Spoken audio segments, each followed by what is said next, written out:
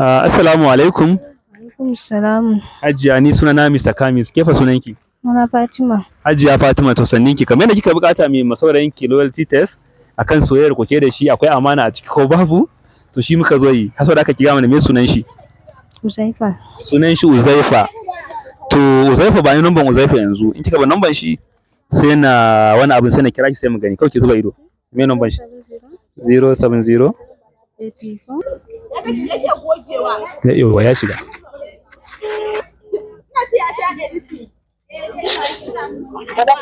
Assalamu alaikum. Assalamu alaikum. Assalamu alaikum. Da fatan ina magana da Malam Uzaifa ne. Da fatan ina magana da Malam Uzaifa ne ko? So masha Allah ni sunana Mr. Kamis kuma muna ɗan yin online kacici ne.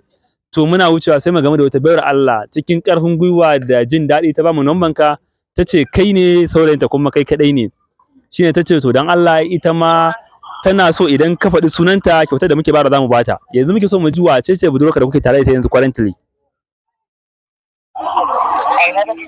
A'a ai bazan in na ga maka inda nake ai ya zama na faɗi wace ce ita kenan. Ina son ka gaya min me sunan budurwarka currently yanzu haka.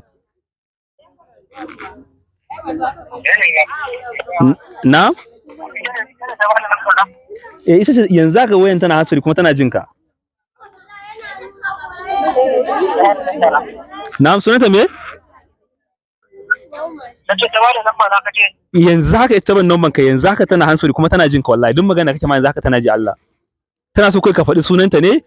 Kyauta muke bayarwa, package muke bayarwa a dunkule sai mu bata.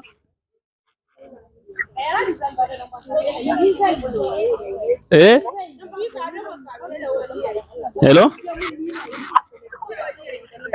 Malam Uzaifa ina so wace ce sunan budurwarka yanzu haka currently? Na? Me sunanta? Sunanta Maryam? Me sunanta? Me? Sunanta Maryam. To ke sunan budurwarka Maryam ba? To masha Allah to Maryam ta masha Allah to nagode, thank you very much. Sai ka ji mu.